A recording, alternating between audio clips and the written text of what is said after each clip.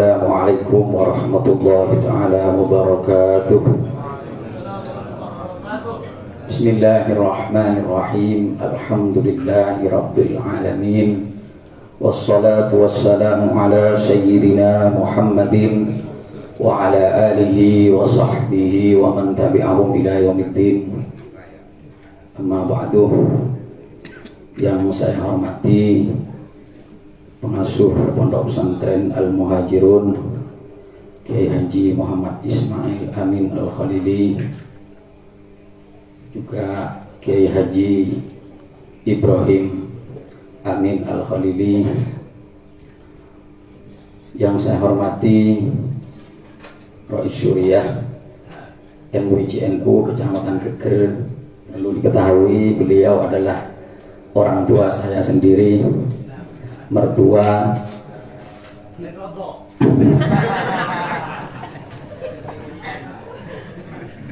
Jadi kebawa putrinya beliau, jadi saya jadi hijrah dari Pamekasan ke Bangkalan. Tapi alhamdulillah saya bersyukur berkah putri beliau, saya malam ini bisa berkumpul dengan teman-teman di sini, bisa ngaji bareng, nanti mungkin bisa berdiskusi.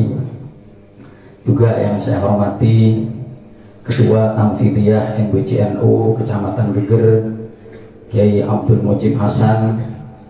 Beliau yang selalu memotivasi kami untuk terus bergerak meskipun dengan langkah-langkah yang tidak besar, langkah-langkah yang kecil, tapi kalau istiqomah katanya qolilan fa qolilan shara jabalan. Sedikit demi sedikit akhirnya jadi bukit. Dan saya akui bahwa beliau banyak sekali jasanya terhadap kami, sehingga kami bisa terus semangat untuk melaksanakan kegiatan program Aswaja Center MWJNU Kecamatan Geger, dan juga kepada pengurus-pengurus MWJNU yang lain, juga kepada para undangan yang dari luar Geger yang sangat saya hormati, juga adik-adik santri Al-Muhajirun. Ini sebagian ada yang teman saya, karena alhamdulillah saya dipercaya oleh Kiai Ismail untuk mengajar di sini hari Ahad dan hari Kamis, mengajar usul fikih dengan kaidah fikih, dan juga sore hari ngajar Risalah Ahli Sunnah wal Jamaah karya Hadratus Syekh Hasyim Asy'ari. Hadirin tanpa hadirat, kayaknya sudah ngantuk ini. Ngantuk ini. Masih siap apapun langsung diskusi saus? Siap ya, lebih siap sekonik saus. Jadi begini, kenapa saya sebenarnya yang menginginkan ada bedah buku Dhawabitul Maslahah fi Syariah Al-Islamiyah karya Syekh Dr. Muhammad Said Ramadan Al-Buti ini. Ya, yang pertama tadi sudah disampaikan alasannya oleh beliau bahwa manhajnya Syekh Buti ini sama dengan manhaj para ulama Nahdlatul Ulama. Kemudian juga beliau mengatakan beliau ini adalah seorang ulama yang ikhlas. Ulama alim itu, orang pinter itu banyak, tapi Syekh Buti ini memang ulama yang sejak kecil terdidik menjadi orang yang ikhlas. Itu yang mendorong saya untuk menyebarkan karya-karya beliau.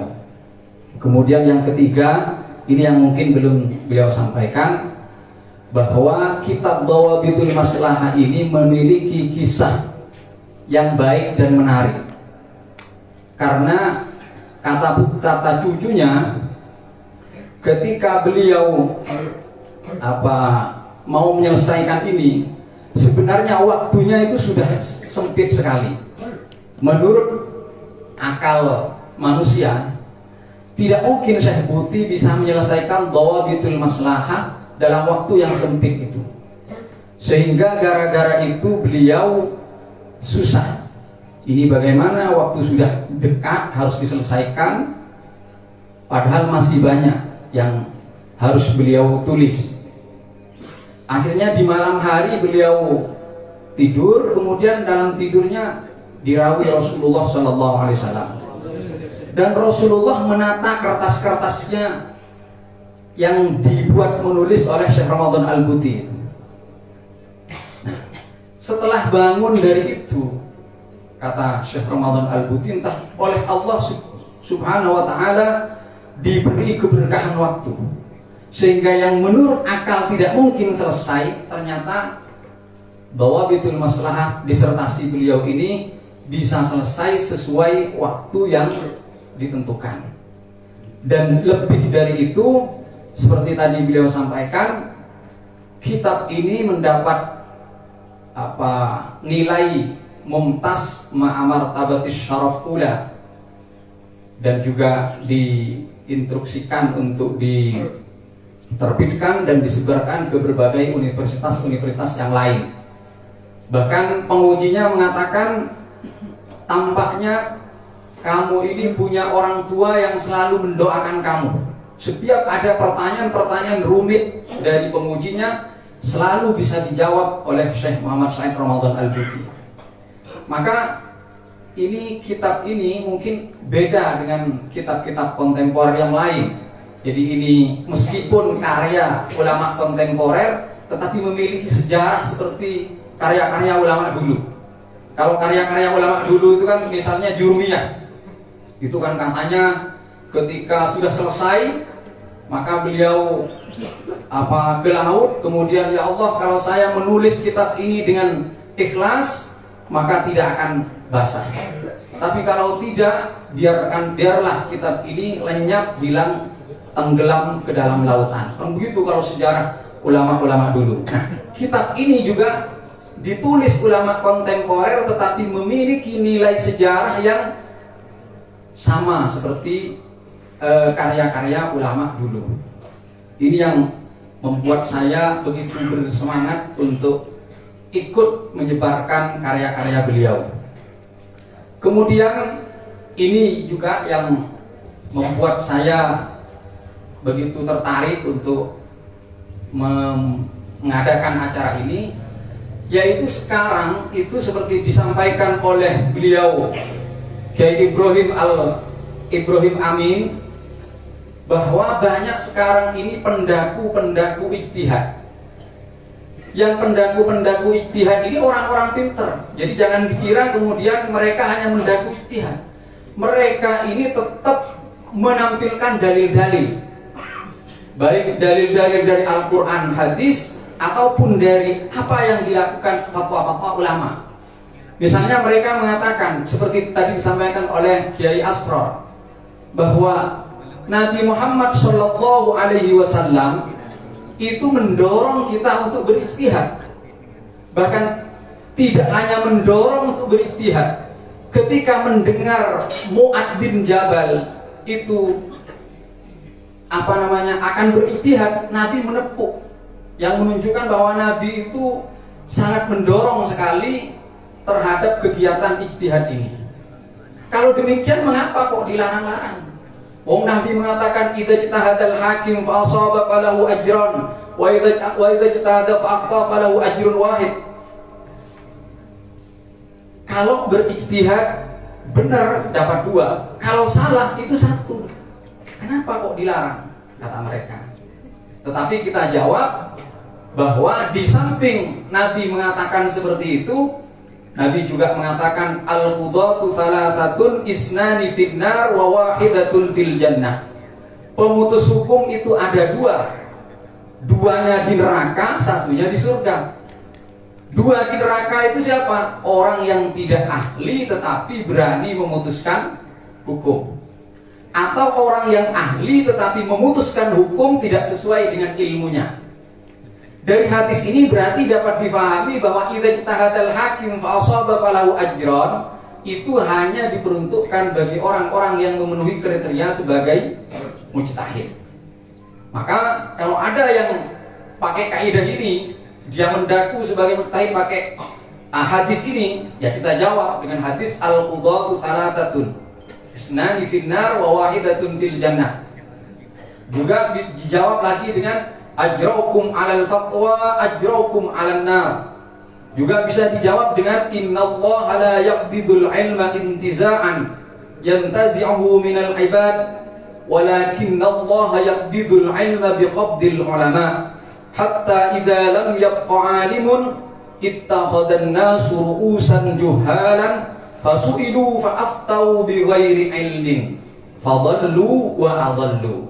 Berarti dari hadis-hadis ini menunjukkan bahwa ijtihad yang didorong oleh Nabi untuk dilakukan adalah ijtihad yang dilakukan oleh orang-orang yang memenuhi kriteria sebagai mujtahid.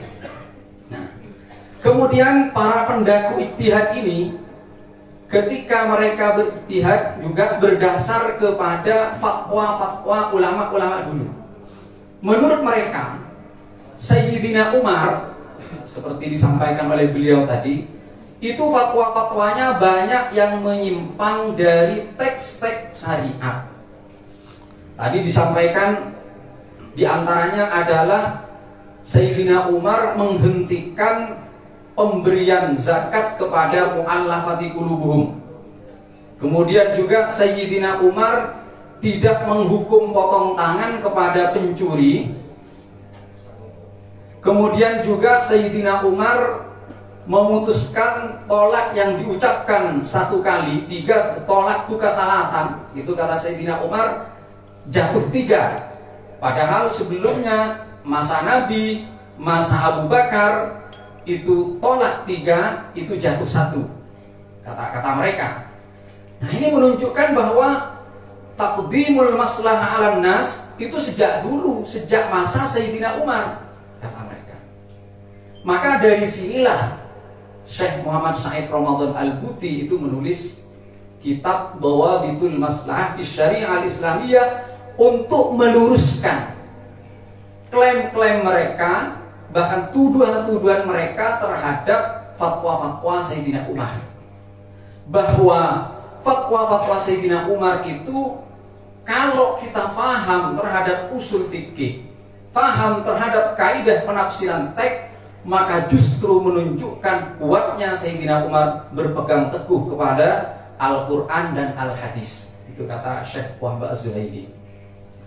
Kemudian juga yang perlu kita sampaikan kepada mereka-mereka yang sedikit-sedikit mengatasnamakan maqasid dan maslahah. Bahkan ini kadang mohon maaf, mungkin katanya di Madura sudah ada orang yang katanya tidak wajib sholat. Kan ada aliran mengatakan sudah tidak wajib sholat. Itu ada, di Madura katanya ada. Itu juga termasuk yang berpijak kepada maqasid. Kata mereka karena Al-Quran mengatakan wa aqimis sholata lidzikri, dirikan sholat untuk ingat kepadaku, dirikan sholat untuk wusul kepada Allah. Kalau sudah wusul kepada Allah, kalau sudah zikir, maka sebenarnya aktivitas zahir ibadah, sholat, puasa itu sudah tidak wajib. Kata mereka, ini kan juga maqasid ini, berpijak kepada maqasid tetapi yang tidak mendhabit, tidak berdhawabit. Makanya kemudian oleh Imam Al-Ghazali di dalam At-Tabaqatus Syafi'iyah Al-Kubra, ini karyanya Imam Tajuddin As-Subuki, tapi menyebutkan fatwanya Al-Ghazali. Orang yang berpijak kepada maqasid ini diibaratkan seperti orang yang dibangunkan rumah besar oleh orang tuanya. Kemudian di sekitar rumah itu ditanami bunga-bunga. Kemudian sebelum mati orang tuanya ini pesan, "Nak, kalau nanti saya mati, bunga-bunga di sekitar rumah ini jangan ditebang."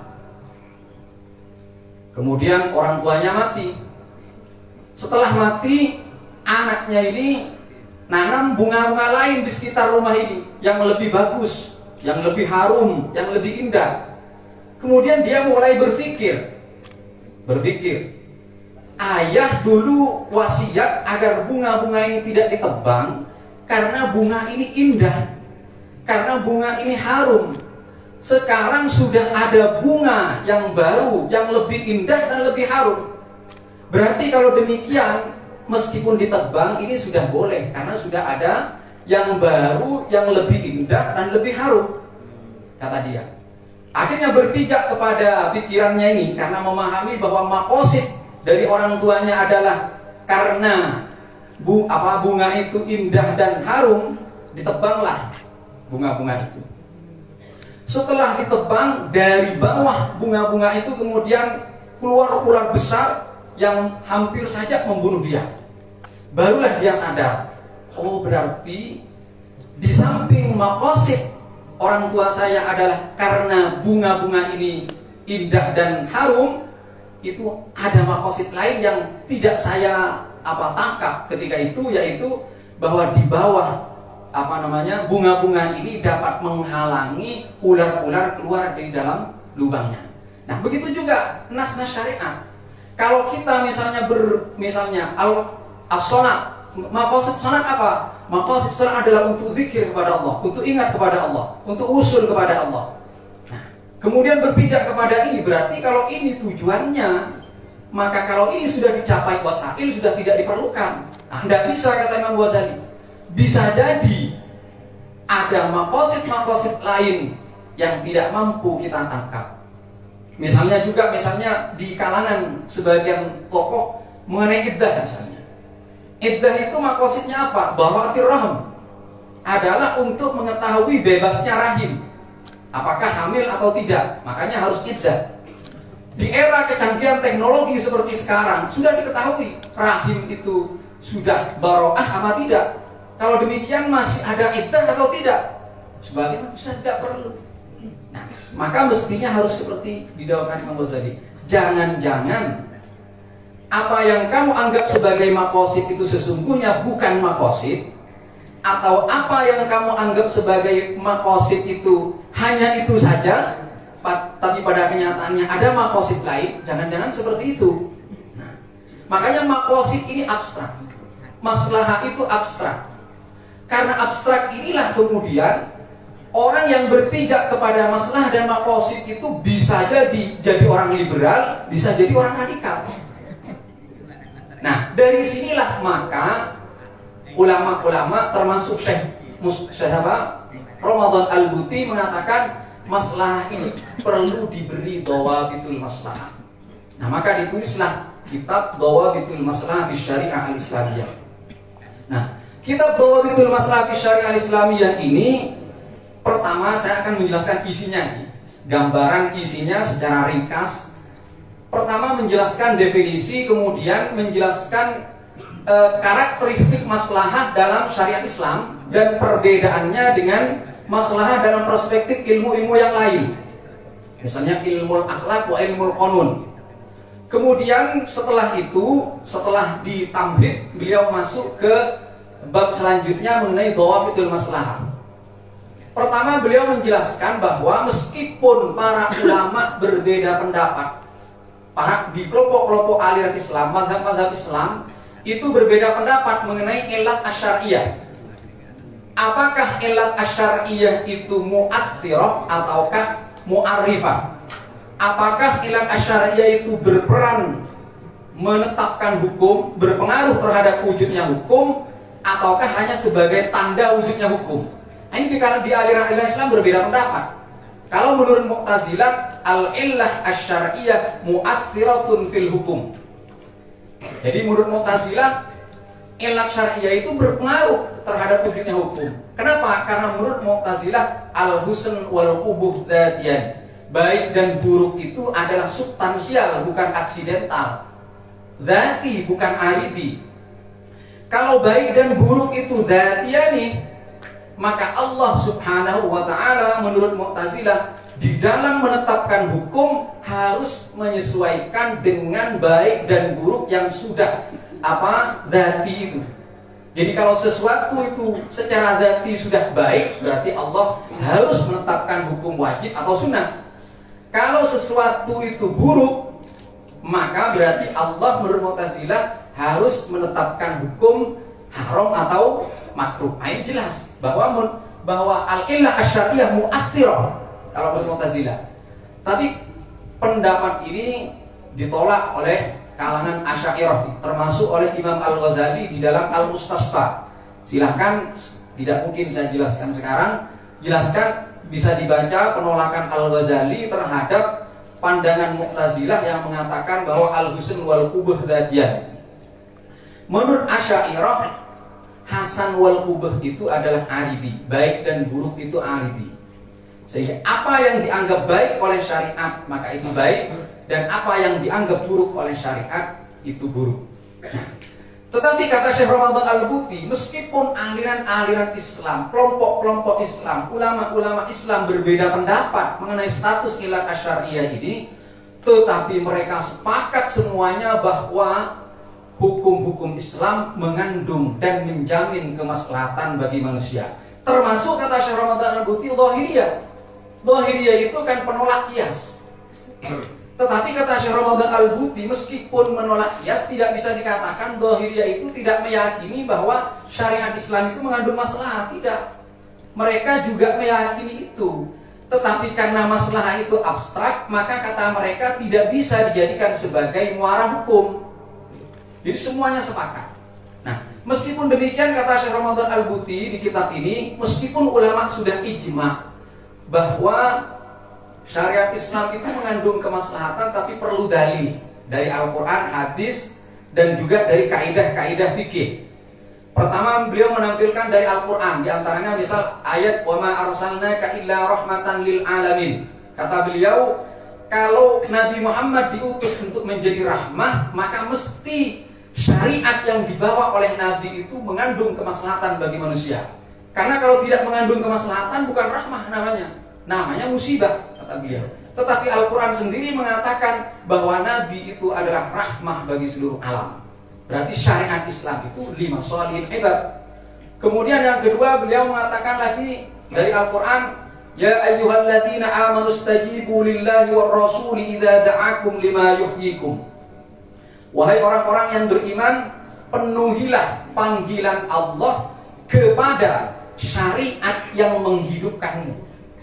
Jadi ma yuhyikum itu oleh Syekh Buti difahami sebagai syariat. Kalau dilihat dari penafsiran-penafsiran ahli tafsir, ma yuhyikum itu diarahkan ke ilmu atau ke jihad. Kata mereka di dalam tafsir, ma yuhyikum itu jihad. Karena kenapa kok jihad dikatakan menghidupkan? Karena kalau orang kafir menyerang orang Islam terus kita biarkan, maka kita mereka akan semena-mena, akan banyak orang yang terbunuh. Tetapi kalau kita melawan dengan jihad, maka nyawa akan terlindungi, nyawa kita terlindungi, dan mereka sendiri juga berpikir lama, berpikir panjang untuk menyerang kita, karena juga nyawanya takut hilang. Maka berarti jihad itu menghidupkan. Tetapi kata Syekh Ramadan Al-Buti, ma di sini adalah maksudnya hukum-hukum Islam, syariat Islam. Lima yuhyikum. Di sini dalam ayat ma yuhyikum ini kalau di dalam usul fikih itu berbentuk mutlak. Penuhilah panggilan Allah dan Rasulnya terhadap apa? Syariat yang menghidupkan. Tentu saja menghidupkan di sini bukan bermakna dari tidak punya nyawa menjadi bernyawa. Gak mungkin, karena manusia gak butuh syariat untuk bisa punya nyawa. Berarti yang dimaksud hidup di sini adalah hidup yang sejahtera, hidup yang baik. Kenapa kok demikian? Ya karena di dalam ayat yang lain juga disebutkan man amila shalihan min dzakarin aw untha wa huwa mu'minun falanuhyiyannahu hayatan thayyibah. Siapa yang beramal soleh, laki-laki ataupun perempuan, dalam keadaan dia beriman, maka akan saya hidupkan dia dalam keadaan hayatan thayyibah.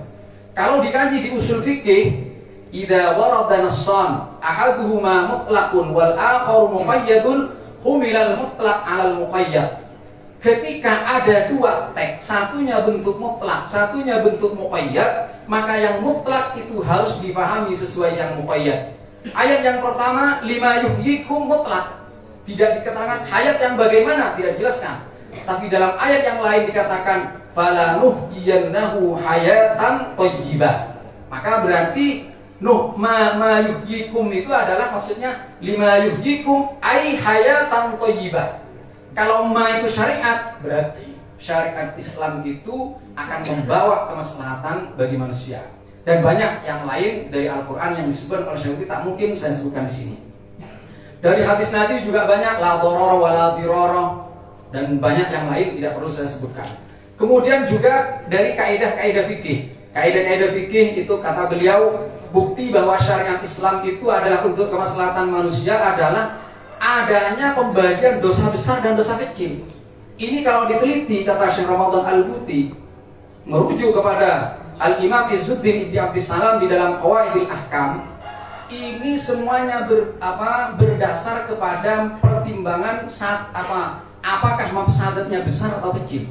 Kalau mafsadatnya besar, kemaksiatan itu maka dianggap ditetapkan sebagai dosa besar. Kalau mafsadatnya kecil maka jadi dosa kecil. Kemudian yang kedua dari kaidah fikih adalah adanya khitab wad'i. Jadi kan kita tahu kalau di awal-awal usul fikih itu ada pembahasan hukumullah, al-hukmu khitabullah al-muta'alliq bi af'alil mukallafin iktidaan aw takhyiran aw bi a'amma wad'an. Jadi di samping ada kitab taklifi, yang kitab taklifi ini berkaitan dengan dosa atau tidak, haram atau tidak, itu kitab taklifi, maka ada kitab wad'i. Nah, adanya kitab wad'i ini menurut Syekh Said Ramadan Al-Buti, dan tidak hanya beliau sebenarnya, adalah untuk mengawal kitab taklifi ini agar tidak digunakan secara tidak tepat. Kalau dicontohkan misalnya begini, kalau misalnya ada hukum taklifi, kalau diterapkan ini akan mafsadat, maka nanti akan datang khitab wad'i. Misalnya sabab akan menetapkan hukum lain, sehingga hukum taklifi yang pertama itu tidak menetapkan kemafsadatan. Kalau dicontohkan misalnya anak kecil merusak barang orang lain, itu secara khitab taklifi kan tidak dosa, karena anak kecil, wahyu mukallaf, tidak dosa. Tetapi kalau menerapkan hukum taklifi ini secara kaku, maka ada orang yang dirugikan. Misalnya HP din boleh kalau anak-anak ini kotak akin, nakanan kini tak dusur tahu coba genteen, boleh rugi kan ini kan. Maka datang khitab taklifi, khitab wad'i, yaitu as-sabab al-itlaf yujibud dhaman, bahwa merusak barang orang lain itu mewajibkan dhaman. Maka ini kemudian orang tuanya harus mengganti. Sehingga secara khitab taklifi tidak dosa, tapi secara khitab wad'i ya karena ada yang dirugikan ya harus tetap diganti. Atau juga misalnya ada sabab menetapkan hukum, tapi penerapan hukum ini menimbulkan mafsadat, maka nanti oleh khitab wad'i ini lagi dicegah lagi, datang manik menghalangi penerapan hukum ini agar tidak terjadi kemafsadatan. Begitu juga misalnya syarat, ada sabab sudah ada semua, tetapi kalau hanya berpijak kepada sabab lalu diterapkan hukum, itu akan mafsadat. Contohnya apa? Misalnya masalah mencuri misalnya. Ada orang mencuri. Seperti kasus masalah Sayyidina Umar tadi itu yang dituduh oleh sebagian tokoh kontemporer sebagai bentuk takdimul maslalah nas. Itu kalau menurut Syekh Ramadan Al-Buti bukan takdimul maslalah nas. Itu termasuk dari ijtihad fi tahqiqil manat. Jadi sabab sudah ada, yaitu sariqah, akhdhu malil ghair khufyatan min hirzin islihi. Mencuri adalah mengambil barang orang lain di tempat penyimpanannya secara sembunyi-sembunyi. Itu sudah ada, sabab sudah ada. Tetapi kan ada syarat yang harus dipenuhi sehingga tidak timbul mafsadat. Nah, kata Sayyidina Umar, pencurian yang oleh Sayyidina Umar tidak diterapkan hukum had ini adalah pencurian yang dilakukan di masa paceklik, di mana tidak ada hujan sehingga tumbuh-tumbuhan tidak tumbuh, orang banyak kelaparan, akhirnya ngambil punya orang lain. Nah, di sini ada syubhat. Karena Nabi mengatakan idra'ul hududu bisyubhat. Tolaklah had itu dengan syubhat. Maka di sini syubhatul haq. Karena kan kita tahu bahwa dalam kondisi orang terpaksa, maka nanti kalau masih ada bangkai boleh harus bangkai dulu. Karena kata ulama, bangkai ini boleh dengan nas. Famanitturra ghairu baghin wala 'adin fala itsma alaih. Itu kan mengenai bangkai itu dan semacamnya. Sementara akhdhu malil ghair itu berdasarkan ijtihad. Nah, ulama kan mengatakan ketika dalam kondisi terpaksa boleh ngambil barang orang lain, tapi ad-darurah tuqaddaru biqadriha, kan begitu. Tidak boleh sampai kenyang, sampai aneh gitu. Nah, maka kata Sayyidina Umar, ini ada syubhat.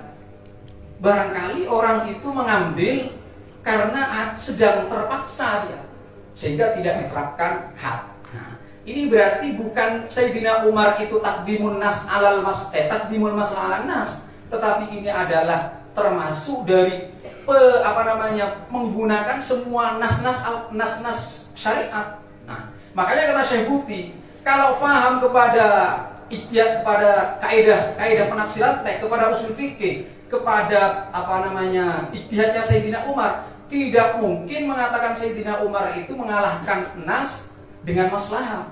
Justru Sayyidina Umar itu menggabungkan semua teks.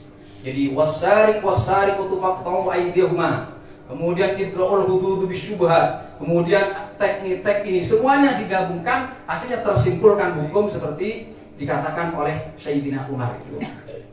Maka kembali lagi yang kedua, Syekh Ramadan Al-Buti itu mengatakan bahwa syariat untuk itu menunjukkan atau mengandung kemaslahatan dibuktikan dengan adanya kitab watni. Kemudian yang ketiga itu ada al-adad muhkamah. Kemudian juga pemilahan syarat dan ketentuan akad. Itu menunjukkan syariat itu untuk maslahat. Misalnya kalau akad ijarah itu harus muaqqad, kalau akad bai' itu harus muabbad. Misalnya kalau akad wakalah itu jaiz minat tarafain, kalau akad bai' ba'dal khiyar itu lazimun minat tarafain, kalau akad kitabah itu lazimun minas sayyid jaizun minal muqatab. Itu ketentuan-ketentuan seperti ini karena untuk kemaslahatan. Ijarah harus muaqqad karena memang yang masalah untuk akad ijarah itu harus muaqqad. Bai' ba'dal khiyar itu harus muabbad karena kalau bai' enggak muabbad itu nanti enggak maslahat. Akad wakalah harus akdun jaiz minat tarafain karena yang maslahah memang harus jaiz. Bai' ba'dal khiyar itu harus lazim minat tarafain. Kalau enggak gitu nanti akan ada percekcokan terus, enggak ada hentinya. Kemudian akad kitabah itu harus lazim minas sayyid wa jaiz minal muqatab, harus seperti itu. Jadi pemilahan ketentuan dan syarat-syarat akad ini juga menunjukkan bahwa syariat Islam itu mengandung kemaslahatan bagi manusia. Dan mana ini? Antok. Jadi terus. Yang langsung saja. Jadi ini setelah ini kemudian Syekh Buti juga menjawab dua syubhat. Kalau memang syariat itu untuk kemaslahatan dan Asy'ariyah mengatakan syariat lil masalih, maka ada keiskalan, kata Syekh Buti. Apa keiskalannya? Di dalam bidang akidah, ulama Asy'ariyah mengatakan af'alullah la tu'allal. Pekerjaan-pekerjaan Allah itu tidak didorong oleh ilah, tidak didorong oleh tujuan. Tetapi di dalam usul fikih, kenapa mereka mengatakan bahwa syariat Islam di masalihil ibad? Ini kan seolah-olah mengatakan bahwa Allah itu melakukan tasyri' karena ada tujuan. Padahal dalam akidah mengatakan af'alullah la tu'allal. Nah, ini perlu dijawab, kata Syekh Buti, sehingga syariat itu lil masalih betul-betul tidak ada syubhat sama sekali. Maka beliau mengatakan kalau dicari dalilnya Asy'ariyah kenapa menolak af'alullah la tu'allal, itu disebutkan di sini juga dan juga oleh ulama-ulama Asy'ariyah ketika menjelaskan akidah.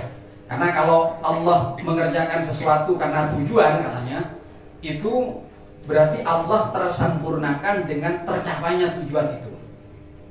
Dan selanjutnya bisa dilihat di kitab ini juga, kitabnya Imam Ar-Razi. Dan juga kalau Allah af'alullah itu tu'allal, artinya Allah dalam mengerjakan sesuatu itu karena didorong oleh satu tujuan, maka nanti akan batal kesimpulan bahwa Allahu khaliqu kulla syai'. Allah itu adalah pencipta segala sesuatu. Gambarannya begini. Kalau dikatakan Allah menurunkan hujan karena Allah itu bertujuan ingin menumbuhkan tumbuh-tumbuhan. Berarti Allah menurunkan hujan punya ilat, punya gharat. Gharatnya apa? Ingin menumbuhkan tumbuh-tumbuhan. Nah ini kata Asy'ariyah nggak benar kayak gini, karena akan menjadikan apa? Akan batal firman Allah, wallahu khalaqakum wa ma ta'malun. Allahu khaliqu kulli syai'. Karena akan begini kalau seperti tadi saya sampaikan. Berarti tumbuhnya tumbuh-tumbuhan itu bukan diciptakan Allah. Yang diciptakan oleh Allah itu hujannya. Kemudian dengan hujan itu tumbuh-tumbuhan. Itu kata Asy'ariyah. Makanya mereka mengatakan af'alullah la tu'allal. Kemudian setelah ini kata Syekh Buti, gimana cara menjaminkan ini? Kok Asy'ariyah di akidah dan di usul fikih itu berbeda? Syekh Ramadan Al-Buti mengatakan, oh itu berbeda dalam maksud ilat itu. Kalau ilat yang dimaksud di dalam akidah itu adalah al-illah al-aqliyah al-falsafiyah. Karena memang akidah ilmu kalam itu ditulis oleh ulama untuk menjawab, untuk mengkanter para filosof dan juga kepada Mu'tazilah yang memahami. Itu sih. Karena ini masih ada, mohon maaf, karena masih ada sesi tanya jawab. Ini kalau nanti diperpanjang dari contoh-contoh, yang kesimpulannya hanya mencari maslahat, maka akan menguras waktu untuk yang sesi tanya jawab. Terima kasih. Jadi berarti intinya dipersingkat, intinya. Jadi intinya yang masalah ini silahkan sampai baca saja. Tapi saya kira ini bagus. Jadi kita harus tahu ini sehingga kita betul-betul yakin bahwa Asy'ari ahli masalihil ibad itu gak ada syubhat sama sekali. Dan selain Syekh Buti juga banyak yang melakukan kompromisasi antara pendapat ini. Tapi menurut saya, setelah saya pikir-pikir, paling masuk akal ini adalah pendapatnya Syekh Ramadan Al-Buti ini. Bisa sampean baca pendapatnya Syekh Asyur, Syekh Ar-Raisuni dan semacamnya.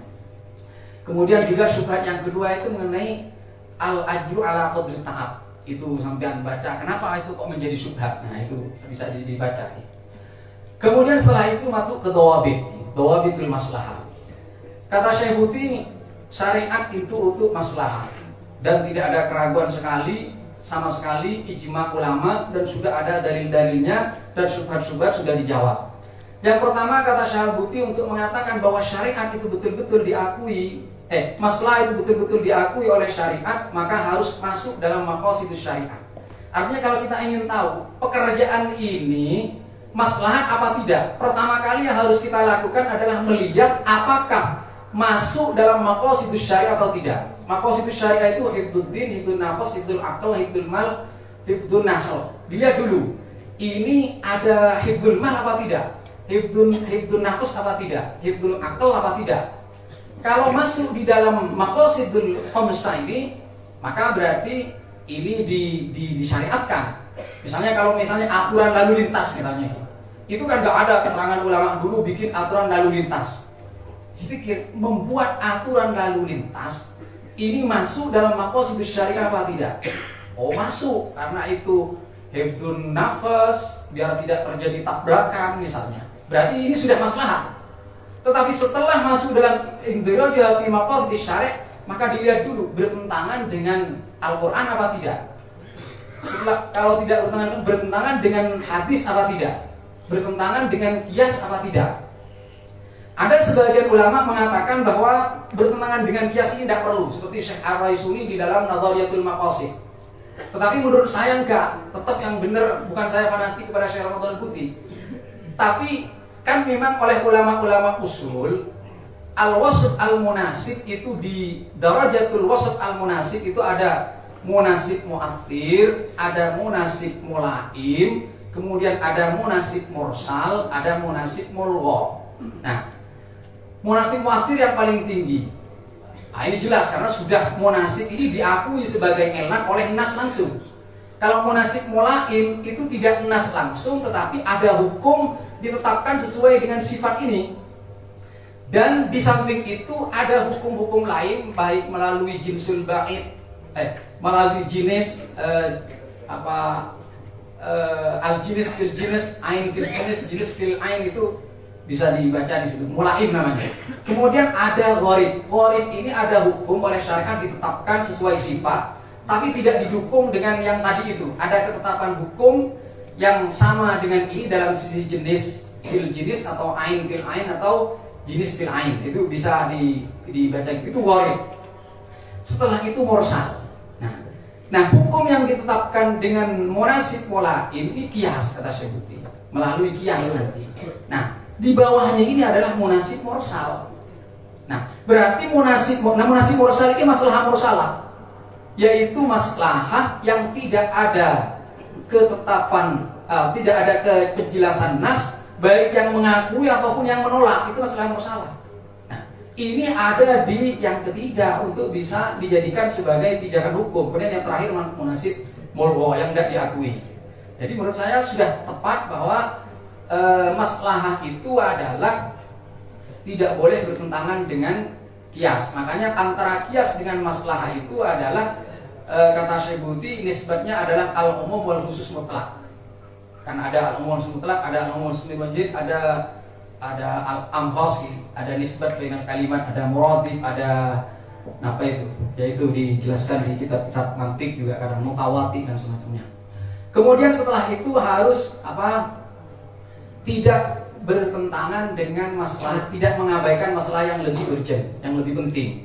Cara menentukan itu bagaimana? Bisa dilihat dari 3 cara. Pertama, melihat tingkat nilai dan urgensi masalah itu. Hifdzud din didahulukan daripada hifdzun nafas, hifdzun nafas didahulukan dari hifdzul akal didahulukan dari hifdzul mal, hifdzun nasal didahulukan dari hifdzul mal. Kemudian daruriyat lebih tinggi dari hajat lebih tinggi dari taksiriyat. Itu dilihat dari tingkat nilai kemaslahatannya itu.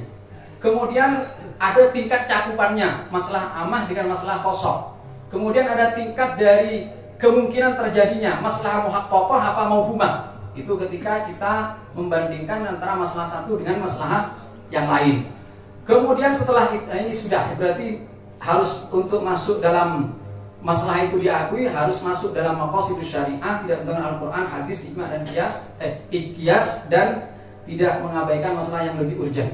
Ada ulama yang tadi itu at-Tufi, tapi tidak saya jelaskan. Sebenarnya ada perinciannya, dan Syekh Buti sendiri tidak merinci, dan itu dirinci di kitabnya Syekh Dr. Amjad Rasyidi, khusus menjelaskan tentang pendapatnya at-Tufi di bidang masalah. Itu langsung merujuk ke kitabnya at-Tufi. Jadi bukan seperti teman-teman kita. Saya itu sempat kaget nih. Ada seorang nulis buku memperbolehkan anak zina itu mengatakan anak zina bernasab kepada bapaknya, berpijak kepada maslahahnya at-Tufi ini. Setelah saya lihat referensinya kok dari makalah, bukan kitabnya Tufi, bukan bahasa Arab. Kata tadi kalau bahasa Arab lebih bernilai. Ini makalah tapi sudah berani mengatakan bahwa anak zina bernasab kepada bapaknya. Memang ada sebenarnya, ada qaul ada. Nah, jadi intinya kalau masalah at-Tufi karena panjang tidak usah saya jelaskan. Kemudian yang terakhir ini yang perlu saya jelaskan, penting saya kira, mohon maaf meskipun lama di dalam kitab ini, bahwa menurut at-Tufi, menurut Al-Buti, maslahah mursalah itu dipakai oleh semua ulama. Biasanya kan kita kalau baca di usul fikih, maslahah mursalah itu ditolak oleh mayoritas ulama kecuali oleh Imam Malik, kan begitu kan? Tapi Syekh Buti mengatakan bahwa ini kurang tepat, kata beliau. Menurut penelitian beliau, Imam Syafi'i itu memakai maslahah mursalah. Dan itu beliau merujuk ke kitab Ar-Risalah langsung, merujuk kepada kitabnya Az-Zanjani, kepada kitabnya Al-Burhan milik Imam Haramain. Dan juga beliau mengatakan, kan sudah terkenal bahwa Imam Syafi'i itu membagi bid'ah menjadi 2. Bid'ah hasanah, bid'ah sayyi'ah. Bid'ah hasanah itu kan bid'ah hal yang baru, berarti gak ada penjelasan khusus yang nolak ataupun yang mengakui, tapi tidak bertentangan dengan maqasidus syariah. Loh, kalau Imam Syafi'i mengatakan seperti ini, mestinya mengakui maslahah mursalah, itu kata Syekh Ramadan Al-Buti. Kemudian juga Imam Al-Ghazali. Imam Al-Ghazali itu dikatakan beliau memakai maslahah mursalah hanya pada tingkat daruriyat saja. Tetapi kata Syekh Ramadan Al-Buti tidak. itu dengan cara menggabungkan dari berbagai kitabnya Imam Ghazali, kitab Al-Mustasfa, kitab Al-Manhul, kemudian kitab Syifa'ul Ghalil. Itu nanti kita akan sampai kepada kesimpulan bahwa Imam Ghazali tidak mensyaratkan harus dalam darajatud daruriyah. Intinya semua ulama itu mengatakan bahwa syariat itu adalah untuk kemaslahatan, tetapi bukan berarti maslahah itu bisa dijadikan senjata untuk menabrak ijma ulama, menabrak teks-teks Al-Quran, menabrak teks-teks hadis, dan menabrak qiyas yang itu lebih tinggi daripada sekedar maslahah. Mungkin seperti itu yang bisa saya sampaikan, kurang lebihnya mohon maaf. Assalamualaikum warahmatullahi wabarakatuh. Waalaikumsalam warahmatullahi wabarakatuh. Tidak saya simpulkan.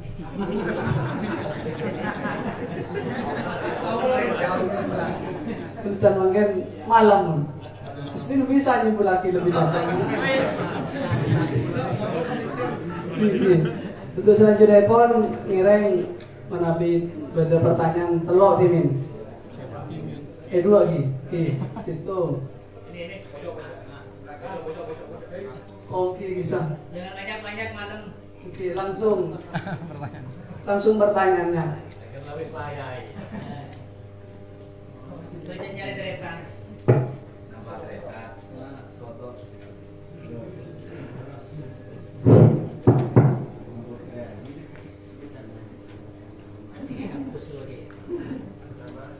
Naktif biasa.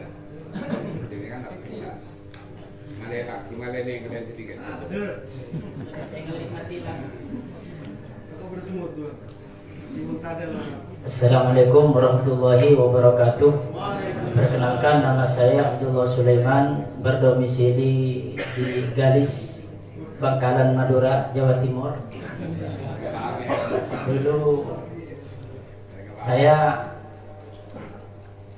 saya alumni Pondok Pesantren Al-Falah As-Salafi Al-Khalidi Kepang. Yang saya tanyakan begini. Tadi Bapak pemateri yang pertama yaitu Gus Asror mengatakan dalam kitab bahwa Bitul Maslahah Asy-Syar'iyyah Al-Islamiyah ini Syekh Ramadan Al-Buti mengutip sebuah nama yaitu Imam At-Tufi, bahwasanya masalah Al-Qubih wal Hasan itu bukan syar'iyyah nih, melainkan aqliyah nih. Seakan-akan kemudian oleh Bapak pemateri dihubungkan dengan Al-Imam Asy-Syatibi. Tentunya yang dimaksud di sini Al-Imam Asy-Syatibi bukan ahli qiraat, tetapi Al-Imam Asy-Syatibi yang ahli maqasidus syariah. Yang saya tanyakan adalah seakan-akan di kitab Dhawabatul Maslahah Asy-Syar'iyyah ini Bapak pemateri mengkonotasikan bahwasanya Al-Imam Asy-Syatibi ini pendapatnya negatif. Seakan-akan begitu. Ya, yang saya tanyakan adalah Al-Imam Asy-Syatibi ini di panggung madhab ilmu kalam baik Asy'ariyah atau Maturidiyah, akidahnya beliau ini apa? Apakah di luar Asy'ariyah atau di luar Maturidiyah? Karena tadi ketika mengkritik At-Tufi juga ternyata ini diambil oleh Asy-Syatibi. Berarti kan Asy-Syatibi ikut-ikutan juga dikonotasikan negatif. Sedangkan kitabnya Al-I'tisam karya Asy-Syatibi itu banyak juga dikaji oleh para ulama walaupun kitabnya agak keras. Yang kedua, saya ingin nanya masalah Sayyidina Umar. Nah, Sayyidina Umar oleh Bapak pemateri yang belakangan yaitu Gus Mahrus ya. Ya, di sini Sayyidina Umar tadi masalah al-mu'allafah qulubuhum itu menyikapinya bahwa tidak menerima zakat.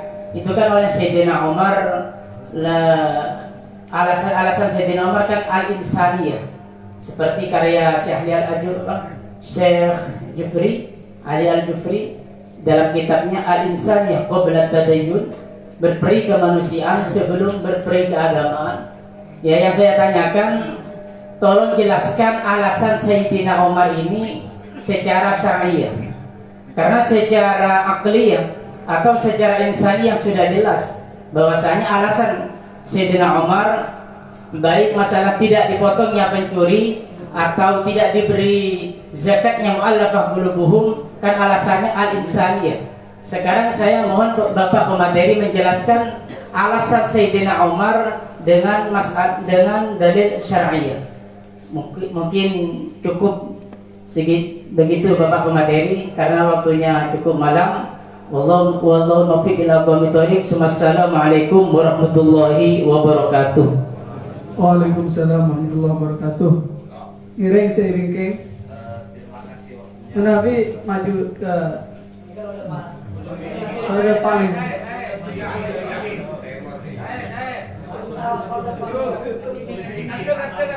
Ada tuh temor.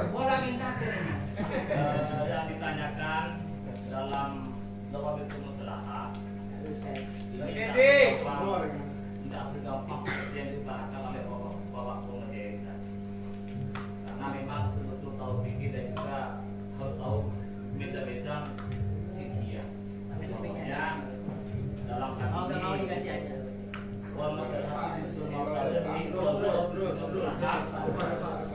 dia al-manfaatu awazinatuhu alladhi qadadahu syari meheb di sini. Maaf ini saya krik dan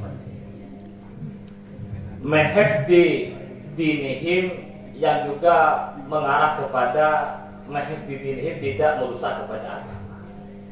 Satu contoh ketika terjadi di Indonesia ini, ketika orang-orang yang tidak bertugas di negara yang menjaga gereja. Contohnya ini, maaf, ini bukan pertanyaan ini, tapi boleh pertanyaan ketika ada semacam banser yang juga gereja. Ini kalau ditanyakan kepada teman-teman, ini masalah takut ada di bom. Tapi kan ini merembet kepada menjadi ini. Makanya urutan masalah ini butuh betul orang tahu hukum yang bisa menembang di mana antara masalah yang menjadi dinihim atau juga masalah luar seperti itu. Mohon Bapak Pemateri penjelasan yang konkret untuk bisa betul juga dialami oleh kita, karena sudah ada tugas yang sah seperti polisi yang punya tugas seperti itu. Dan juga ini sudah sering ramai ketika hari-hari yang tahu itu ya. Ini teman-teman ini jaga gereja Intinya dengan alasan isi pertanyaannya banser jaga gereja hukumnya. kita segitu itu kan keras. Timbangan masalah itu yang untuk menjadikan atau juga masalah menwiri seperti itu. Saya enggak ini, tapi cara untuk mezan antara menhafid dinihim atau juga masalah menwiri dinihim ini. Oke, langsung dijawab aja kon. Apa lagi? Kira yang pertama akidah at-tufi. Oh, itu ada di Budiki. Mengenai banser jaga gereja, ini sebenarnya kan sudah bahsul masail sudah banyak dilakukan. Ada keputusan dari Lirboyo, ada dari Sarang, ada dari berbagai pondok pesantren yang berbeda-beda jawabannya. Ada yang boleh, ada yang tidak boleh. Dan ini tidak apa-apa. Kenapa? Karena khilaf